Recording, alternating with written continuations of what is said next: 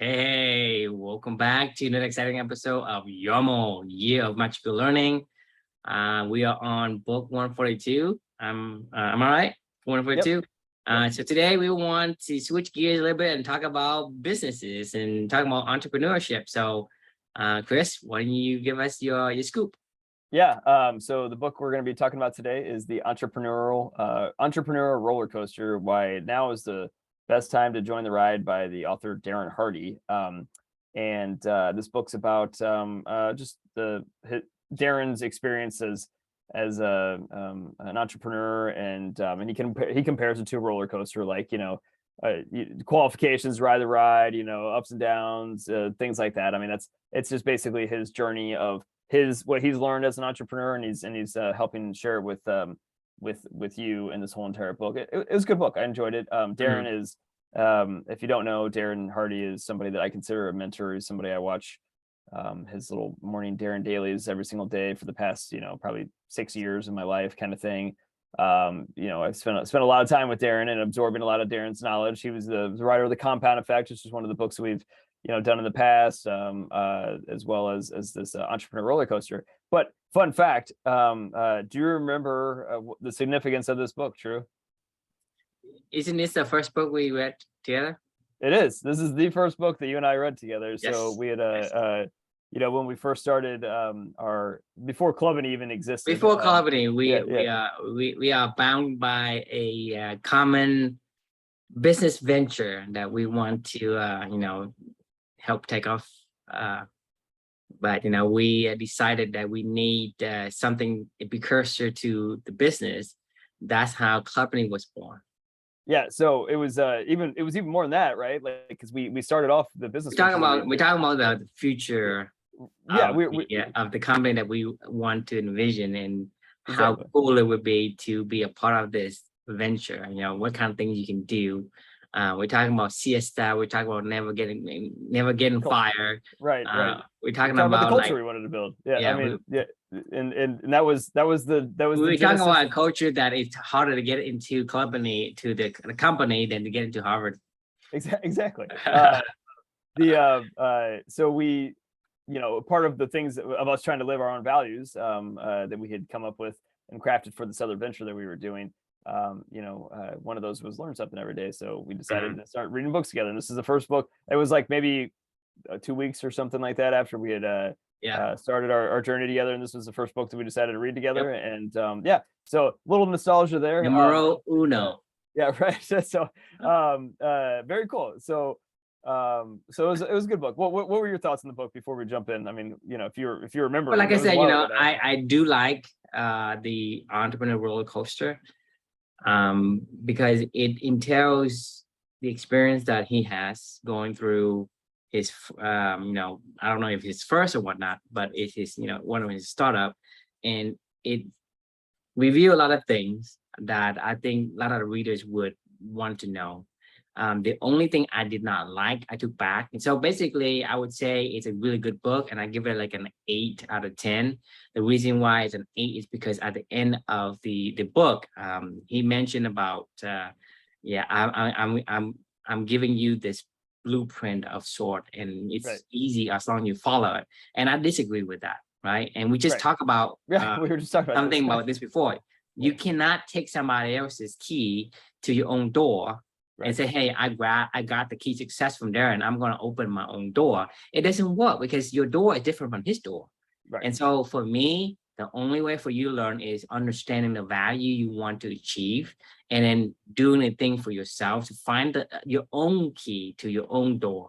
You cannot, there's no shortcut. You have to do this. And like I said before this as well, is, I've never seen a baby that just got up and walked.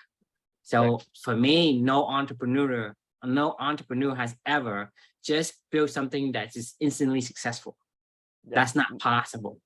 Agreed. Yeah, I mean, I think it's actually kind of funny. We were literally just talking about this before we started our recording tonight. So, but no, I think you're spot on, and I mean, there is no blueprint to success. It's for life, for business, for the wicked environments of the world. There is no Yes. blueprint, right? The kind environments there is. I mean, like It's there's like definitely no man can step in the river twice, right? This is a wicked environment we're talking about because everything's in flux, right? right. You're talking about a man stepping in the river, right? He's not the same man, and the river is not the river, it's the same river. That is two different kind of variable. The wicked environment we live in, there's infinite variables, right? Right. And so there's no way that you can say, well, this is the blueprint that you can follow from A to B or A to Z. You can get exactly what you want. That doesn't work because that's like knowing the future, and no one knows the future. I've never seen anyone who has known the future. I've And never seen anyone who tells you that is going to be lying to you or is delusional. And if you believe in it, you're going to get disappointed. So I would say the best way to do is you have to find your values and see what are things you're trying to achieve is worth it for you. And if you do that, you're going to find your own solutions, your own tools and technologies and concepts and lessons that you learn to sharpen your own saw, right? To cut down the trees that you want. But that's the only way. That is the quickest way. You're rapidly ruining my reflection. So I am sorry. I think, like I said, you said yesterday about me knowing more about your you than maybe your wife does. And that's the thing is I'm keep ruining all your reflections before you even say it. And like I said, I don't read this beforehand. I've never read it, right? Right. Because that's me. I'm an audio kind of person. Reading is not my kind of it's not my forte, to say the least. No, it's all good. I mean, I'll pause you there though, because you were starting to verge at, Yes. I'm sorry. I unintentionally, kind of reveal your secrets. Yeah, a little bit, but you know them already. So I mean, we talk about these things all the time. Obviously outside of these conversations as well. So the reflection title for this one is Vital Priorities for Living a Balanced Life. So I started this reflection off actually just thinking back, in my career. I love tasks. Like I always have called myself a task-driven person. And like, I mean, it literally is like a little dopamine hit when you get to check off your to-do lists and build your to-do list and check something off. I used to put things on my to-do list that I'd already had completed just so I could check it off, right? Like, I'm not joking. I mean, I literally loved create to-do list. Checking. Check. I mean, there's nothing better than exactly. Great. Add a to-do list, Adam. Check. Right. For real. Like, I mean, that was stuff that I really loved to do. And I mean, hell, even just like chores around the house. Like I love to go like, oh, I gotta get this cleaned. I gotta get that done. I gotta get that done. And then it just feels just so relieving to me for some reason. Like at the end of the day, when you you put in the work and you got tasks done, like there's just something about like, you just like, I don't know, you feel accomplished for whatever weird reason, right? And that's always been kind of my why, I guess, if you will, before, if I had to pick a why before like Amelia, and before this whole journey, that would probably be it. It was probably just completing tasks. I love completing tasks. Like I'm a task-driven person, and I've always been that way. It just kind of like relieve an itch. Yeah, no, it was. I mean, it really is. I mean, it's almost like an addiction to just checking off tasks to do, and that's one of the reasons why I was always really good at my job, is just because I would figure out the tasks that I wanted to go do, and I would just go do it, right? I used to, in this reflection, I talk about, I used to get into the office at 6 a.m. on Fridays, about 3 hours, 2 hours, 2.5 hours, 3 hours, whatever, before anybody else would even step foot into the office. And I would get in there just so I could have 2 hours by myself of just concentrated time of managing my to-do list stuff, like cleaning up all my pipeline, like cleaning up all of my, activities or email inbox, or setting my priorities for the next week. I mean, it felt so good. I was like, man, at the end of that 2-3 hour session in the mornings when nobody was in the office, and back when we used to go to the office, like I swear to God, I was like, man, I did more work than most people did the entire damn day. Like by the time that they all walked into the office, and I was like, this felt good. Like, I mean, it literally felt just like amazing, and I loved that activity. This is just kind of like, I'm giving you a little window inside of how my brain has always been, my entire life. Like, and then, like that to-do list was everything. Right. So, as life changed dramatically. Atomic bomb, like that we've talked about, you know, dropped in our life, of our daughter being born at 22 weeks and 6 days old, and shocker, that to-do list disappeared, like just poof, like overnight, Right. like just gone, right? And like everything that I used to care about, everything that I used to, you know, prioritize my life around, everything that you know, those activities and tasks and that to-do list, it just literally disappeared. I mean, I'm not even saying like I just forgot about it, like it didn't even exist in my life ever. Like, I mean, there was one thing that was on my mind, and the only thing that mattered was getting my daughter home safe and sound from the hospital. And then when we lost her, like the to-do list even took on less of a meaning, because then it was like, what is this world all about? All I was left with wasn't tasks anymore, it was just questions. And I was like, what is going on with, you know, what is going on with life? Like, what's the point of all this? Like this, it was awful. It was terrible. Slowly but surely going through this journey, you know, Darren Hardy in this book talks a lot about his vital functions of running a business and running. That's where I got the title, like my vital priorities for living a balanced life, right? Right. So you have your vital function. These are the things that are like the number one thing if you're going to run a business or your life or whatever. Like, what are the absolute things that you have to do in order to achieve whatever you want to achieve, right? Well, personally, I don't believe in goals and I don't believe in outcomes these days, but let's just say like you have a why or a purpose or something like that in life, that would be your vital functions, and then your vital priorities get aligned to that vital function, right? So so if we're sticking with not business world but applying this stuff to life, right, you know, your vital priorities are the way that you go, you know, bring your purpose into reality, right? So the at the end of the day, like after my own searching and my own discovery, turned out that none of that shit mattered, that I used to care about. And what did I learn that did matter? And it was exactly what we were just talking about, which was understanding what your priorities are, or what your values are, and doing your best to try to live them every day. That has literally been the only goal. We talked about this in the past. Like that is my number one vital priority to live in a balanced life. Is every single day there's one item on my to-do list. It's do as many activities that relate to your values every single day that you can, for the rest of your life. That's it. There's only one activity that's on my to-do list every single day, and that is it. Like, I mean, it is to get aligned and to be as balanced as I possibly can across all my values, and to try to you know, progress toward my purpose. I don't know where we're going, but I know how I'll get there, and that's by performing these actions every single day. So these are my vital priorities for living a balanced life, which is bringing my values to life. So after years and years and years of going through this process now, and going through this with you and going through this every single day, I now feel more.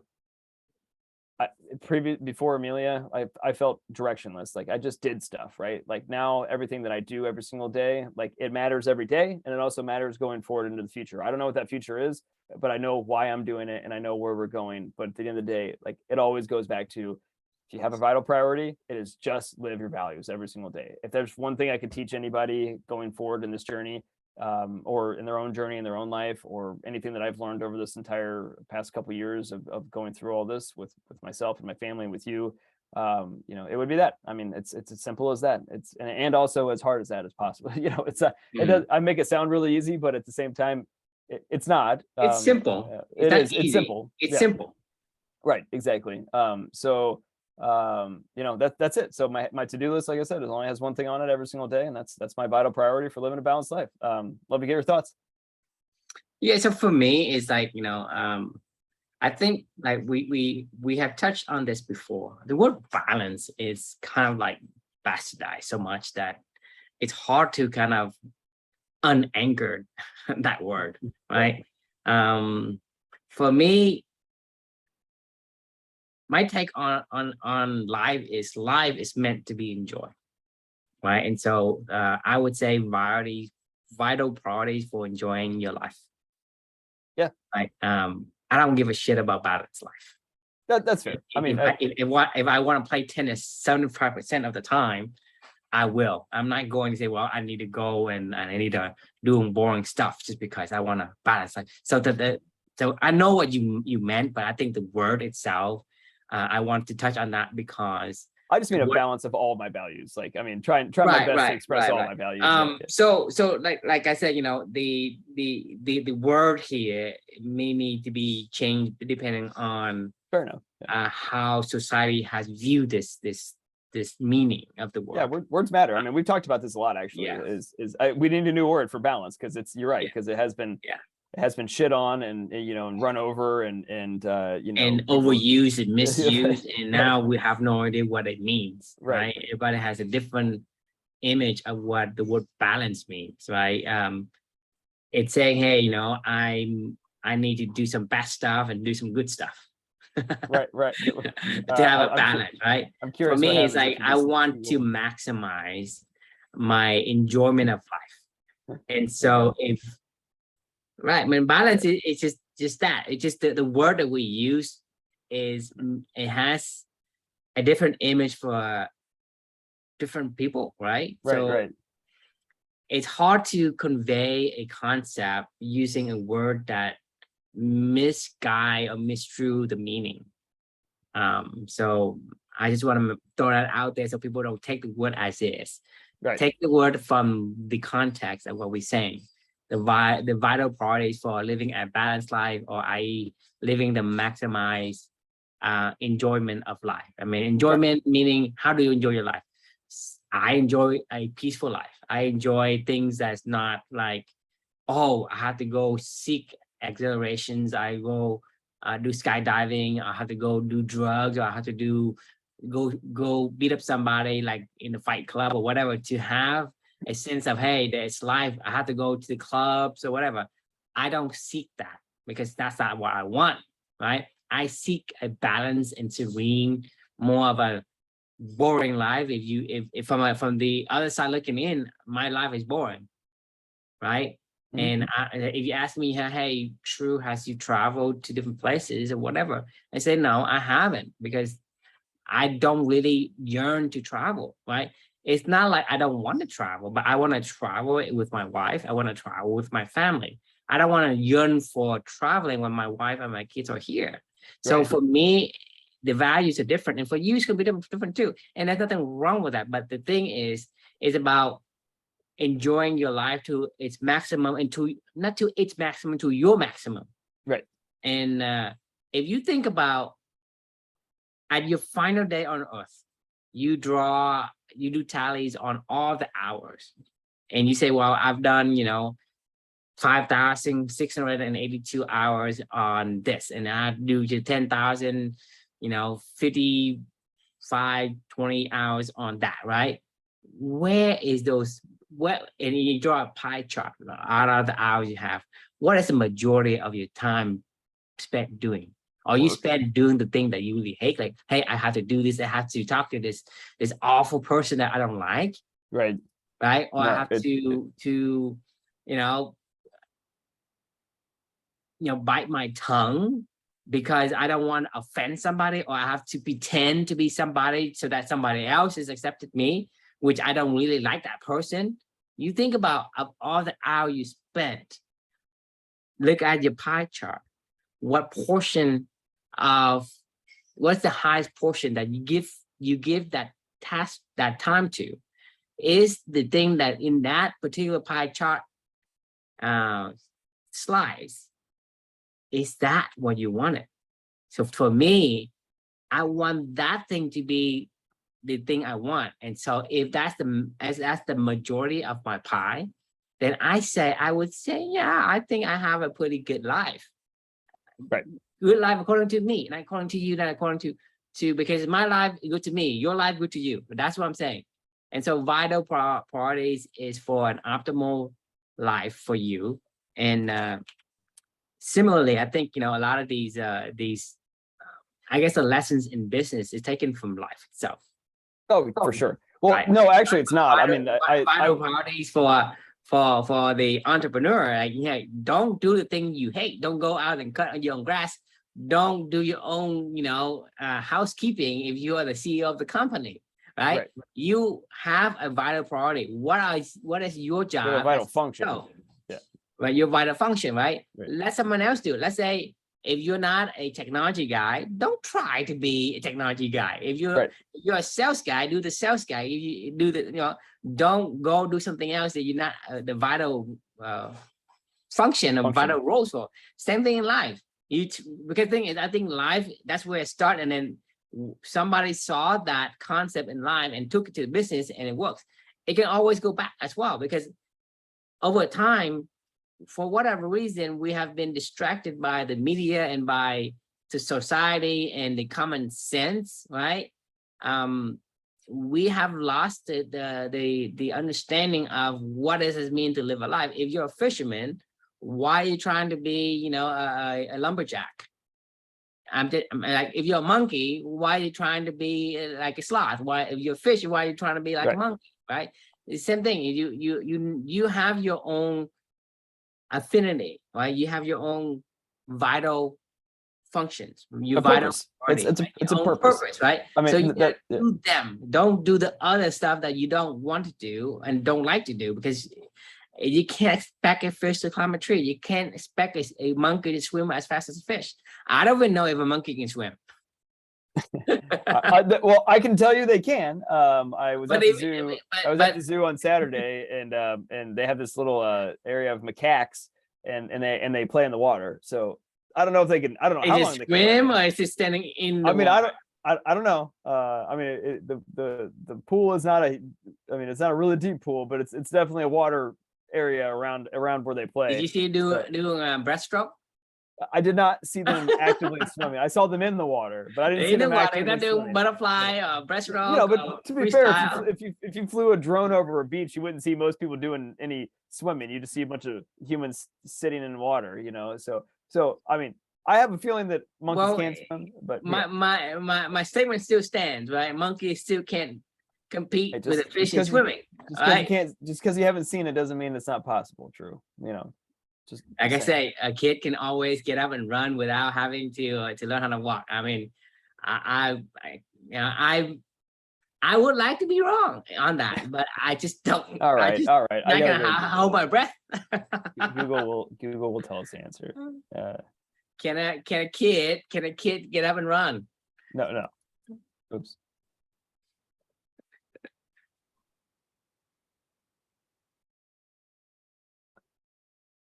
See, many large monkeys swim like people and can dive deep in river water. There you go. Okay. Monkey swimming right there. But it can't swim as fast as fish. Probably not. No, but we can't swim as fast as fish either. So I'm not saying. I'm saying, hey, we're not a fish, so we're not gonna try to swim. Okay. but bonobos cannot swim. So there you go. No, but you're totally right. Like, I mean, it's like, as an entrepreneur. So the funny thing is about the whole, business equals life kind of thing. That's the funny thing is, like, the concept now is like work-life integration, right? You know, and like, I still don't think we've gotten that down. I mean, because business does not reflect life. Like, that's the problem. That is what we're trying to fix with Company, because it doesn't, like, business was designed on the military industrial kind of complex of, hey, everybody has a role to play, and there's one person calling the shots. It's all about more efficiency and productivity and producing, a widget, or being a soldier, or being a factory line worker. Even today, as you move into, like, more knowledge work, we still do that stuff. I mean, it's still, everything is, I mean, hell, I just came from a company that was literally designed to track people in their activity, so you can have more understanding around what like, is there some structure and process and rigidity that we can put around the activities that are going on around the business in order to produce some desirable outcome. Like, that is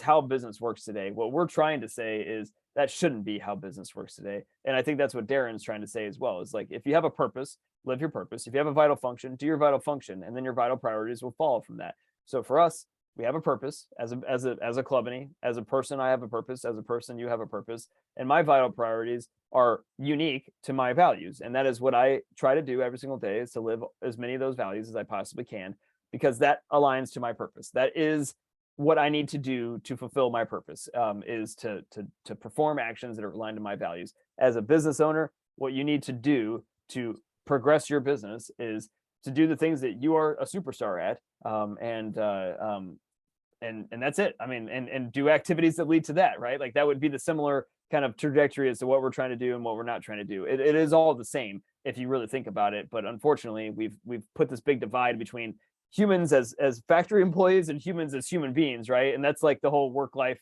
balance side of everything. It doesn't work. Like it needs to all Right. be one You and know, all be work together. is life, but life is not work. Right.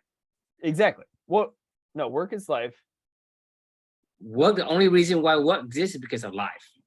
Oh, agreed. Yeah. Right? But life right, doesn't yeah. exist because of work. You don't need to, you don't No. need right? Work is Well, not I don't that know you actually about be, that. I think we do have a. I think we all. I think I mean, it's meaningful like, hey, work. you my purpose, my purpose in life is to work. That is what essentially what that means.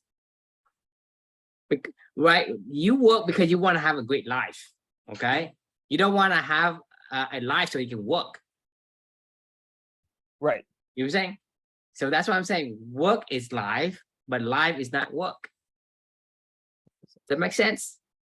Yes. No. I agree. There are aspects. It's like people outside say, of you know, work. you live to eat, not eat to live. Yeah. No. Vice I've versa. always You said. eat to I've live, always said not I live don't to work eat. to live. Right? Yeah. I agree with you. I've always said that I don't live to work. I work to live. Right. And Yes, you work because you wanted good life. You want a better life, right? You don't want to take you don't live because you want to, so they can work. Right. No one lives so they can work. They work so they can live, not live so they can work.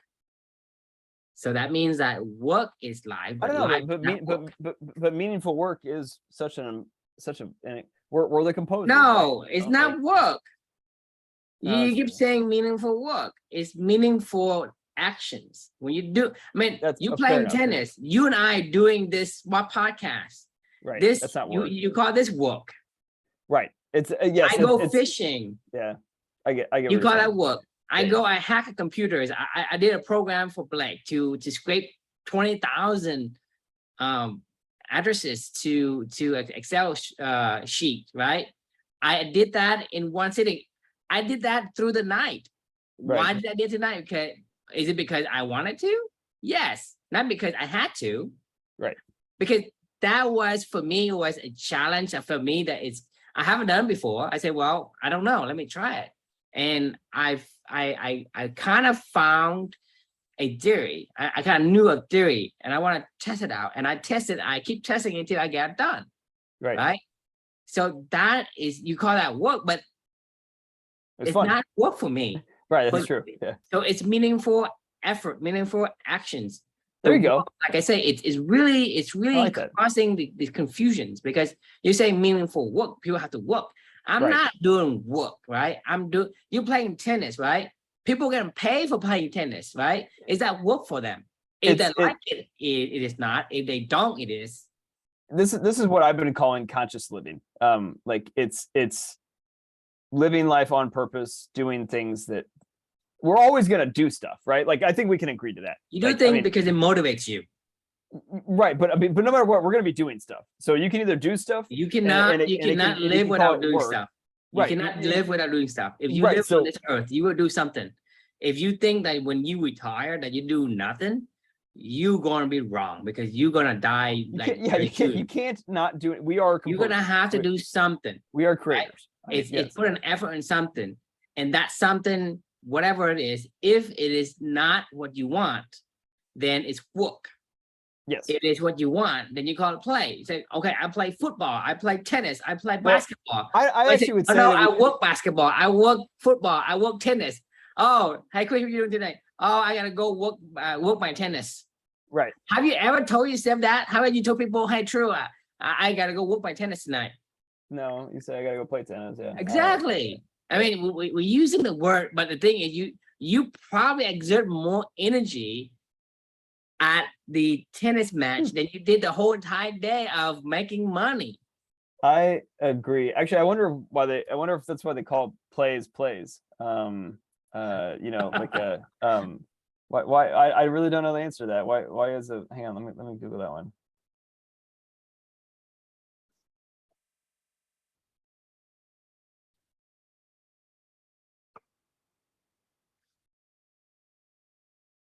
Oh, play means to act. So the word play is I mean, it's an action. Work is an action.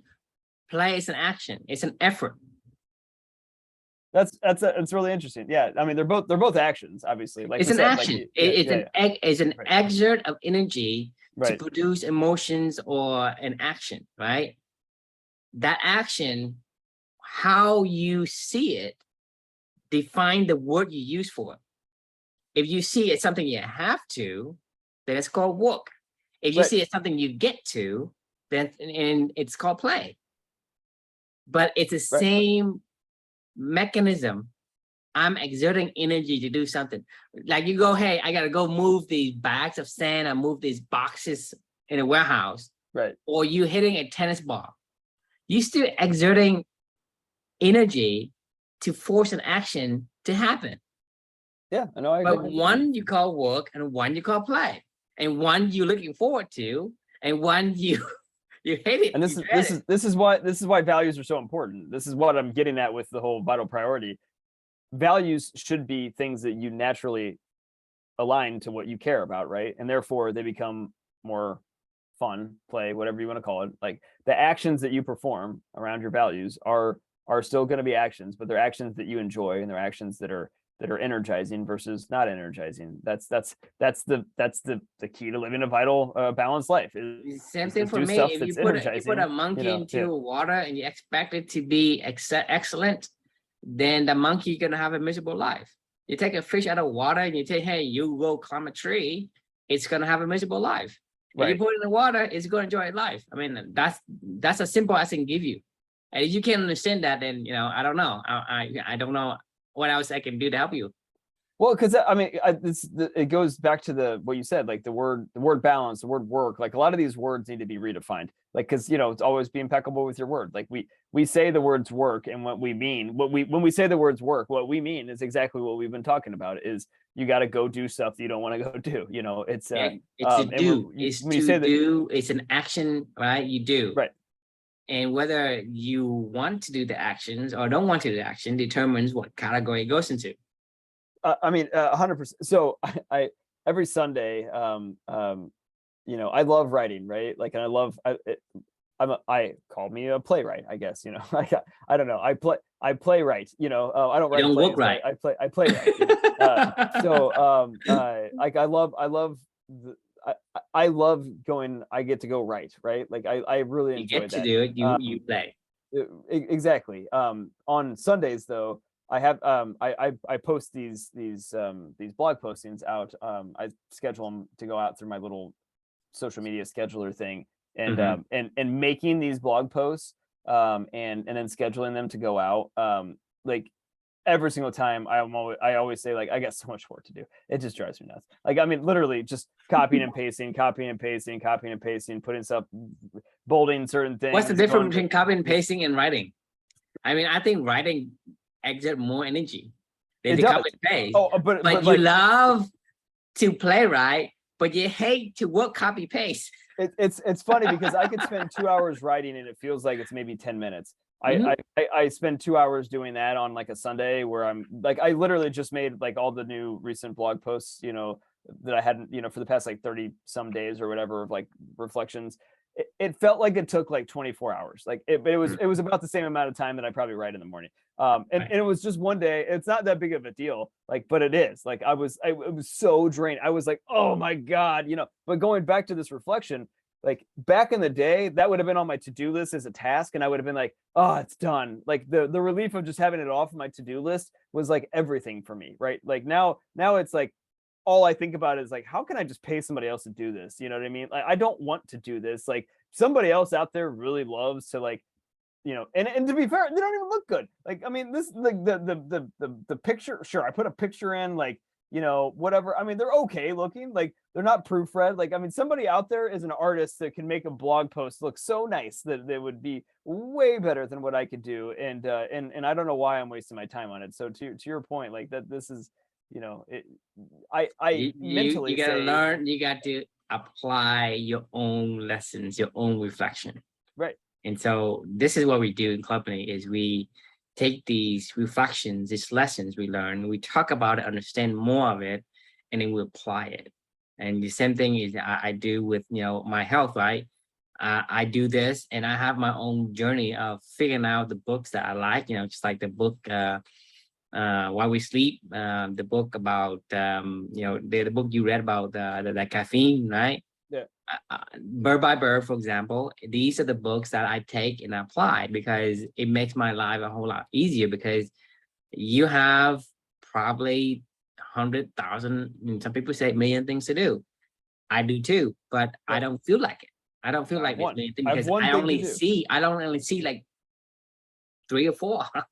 Right. The rest is just like, okay, I know there's something, but I'll take a look at it whenever I finish my first 4. I just don't look at it. I agree. And that's literally the first things first stuff. It all kind of rolls together, right? It's first things first. It's do the stuff that you care about the most. You know, it's not that hard, but like it is really that hard because then you're like, It's simple, but it's hard. It is not easy. It's hard. It's hard to do the easy thing, the simple things. It's hard to do simple things. Well, that's because it takes a long time to simplify it, right? Like, I mean, to say like, you know, live your values. Like some people don't have values. Like some people or they do, but they don't really know them yet. Like, I mean, They don't know their values. They never thought about it. It's taken, you know, I would say it took me a solid year of writing and reflection every single day to get my foundation core values that I really wanted to do every single day. And a lot of that was discovered by doing actions that were just, that's why I do my monthly challenges. Cause I sometimes like I discover new stuff that I didn't even know that I liked, you know, and I'm like, it keeps challenging me. Challenges myself is one of my core values. So I do these monthly challenges just to kind of keep things fresh and try new stuff and see what happens. Like this month, like I'm not loving this whole fasting thing. I'm not going to lie. Like, and I'm not loving it because like, I don't, you know, want to keep trying to do it. I'm going to keep fighting through this month because like it's a challenge and I'm trying to challenge myself. But like, I really like to eat. Like, I mean, like, I love to eat when I want to eat. Like, I don't want to think about when I eat. Like, I've never had to think about these things because and it's all about priorities. At the end of the day, it's about priorities, right? You say, well, I like to eat, right? And for you, your liking to eat has little consequences. No, at it's the not like I moment. eat bad food when I eat either. I mean, I'm saying like, Right. or I hate having to think about when I can and can't eat. Like, I mean, it drives me nuts. Like, I mean, it literally is, it's fucking with my head. I'm not gonna lie with you. I mean, I told you like, you know, a couple nights ago where I was like, I'm not even hungry right now, but all I can think about is I can't eat. Like, it's like when you put an elephant, you know, you say, don't look at the elephant or whatever. And it's like, all I can think about is damn elephant. Like when I said to myself, I cannot eat, all I can think about is eating. Like, and I'm like, I don't even like That's to eat why that you much. have to focus on your priorities, not on what you are trying to do, right? Right. So I agree. So whatever you do, focus on the outcome. What are you trying to get, right? Let's say you want to have a more creative brain, for example. Say, I want a creative brain. You say, hey, we cannot think in the negative. If I say, do not think about a purple giraffe, your mind immediately pictures a purple giraffe, right? It's like you create a to-do list and you add, create to-do list and cross them out. Right. It's essentially what a brain does. Okay. Don't think about a purple giraffe. Your brain conjures up a purple giraffe, then try to erase it. That's what it's trying to do. So don't do that. You have to do the affirmative where it's like, I want to have a more creative mind. I want to have maximum whatever the fasting gives you.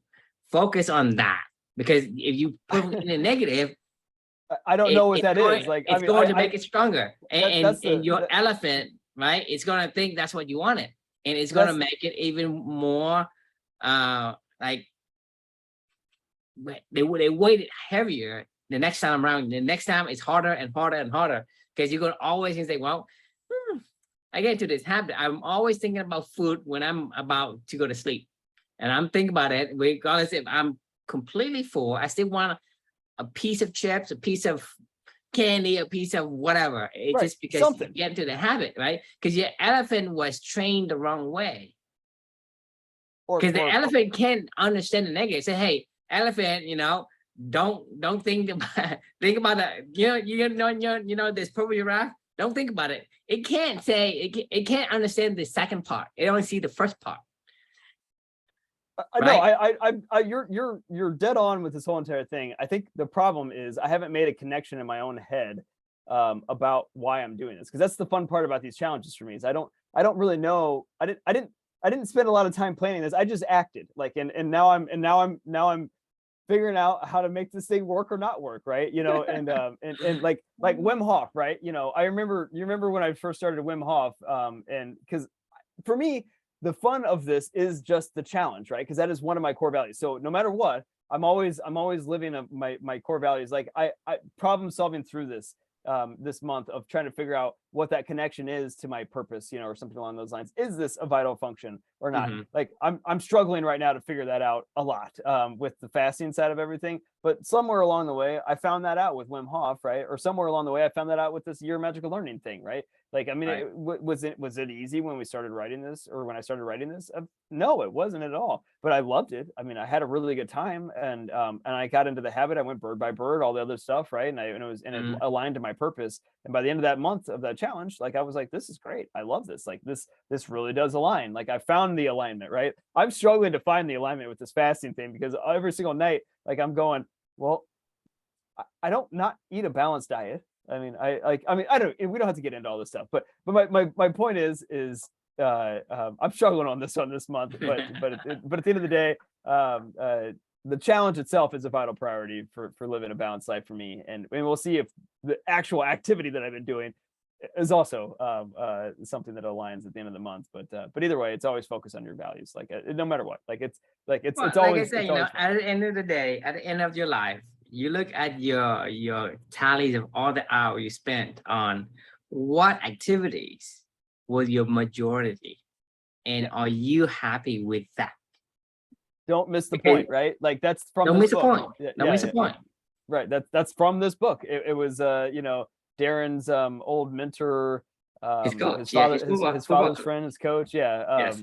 And he's on his deathbed, and he pulls Darren aside, and he's like, Darren, don't miss the point. And he's like, what are you talking about? And he's like, you know, I chased the wrong stuff for my entire life. Like, you know, like chase stuff that matters, right? Like, and like that's exactly what we're talking about. That's your vital priority is chase the stuff that matters.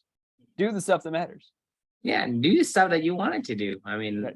at the end of the day, you say, hey, I do all these stupid things, you know, that's now 60%, 80% of my life.